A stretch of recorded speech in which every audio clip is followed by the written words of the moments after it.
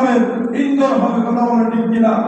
আমরা চাই আমাদের কোন মুসলমান যেন তাদের আদর্শ গ্রহণ না করে মুসলমানদের আদর্শ অনুযায়ী জীবন যাপন করে যেন এই দুনিয়া থেকে ইসলাম নিয়ে ঈমান নিয়ে যেন বিদায় নিতে পারে।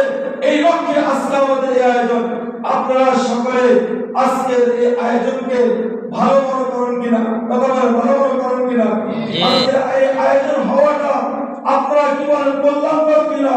কারণ এই সমস্ত আয়োজন যদি না হয়, আমাদের সন্তানরা আজকে মদের বোতল নিয়ে, ইয়াবা নিয়ে, গাঞ্জা নিয়ে, জুয়া আর রক্তের সাথে আড্ডা দিয়ে আজকে আমাদের মুসলমানদের রাতগুলো সেভাবে কাটাচ্ছে।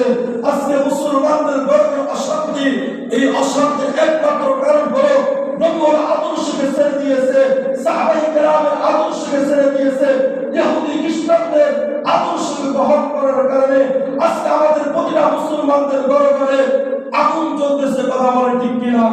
মুহতারাম হাজিরিন, মেহমান চলে এসেছেন, আমি আর দীর্ঘায়িত করব না। আমার কথা, মূল কথা হলো, মাকসাদ হলো আল্লাহ পাক রব্বুল আলামিন বলেছেন, মান আমিলা সালিহান মিন যাকারিন আও উনসা ওয়া হুয়া মুমিনুন, যেই মানুষ ঈমানদার হয়ে নেক আমল করবে আল্লাহ পাক তাকে দুনিয়াতে শান্তিময় জীবন দান করবে। আর সেটা হতে হবে আল্লাহ রাসূলের বাক্যানু পাক অনুযায়ী।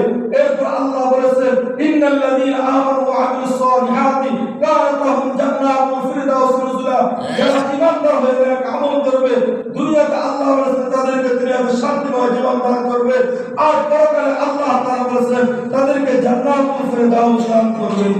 আমরা সকলে চাই তো, আমরা দুনিয়ার শান্তি চাই তো, আখিরাতের জান্নাত চাই তো। আল্লাহ পাক রব্বুল আলামিন আমাদের সবাইকে আল্লাহ রাসূলের সুন্নাহ অনুযায়ী জীবনকে পরিচালিত করে জীবনকে যেন সেভাবে আমরা কাটাইতে পারি। আল্লাহ আমাদের সবাই কবুল করুন, আমিন।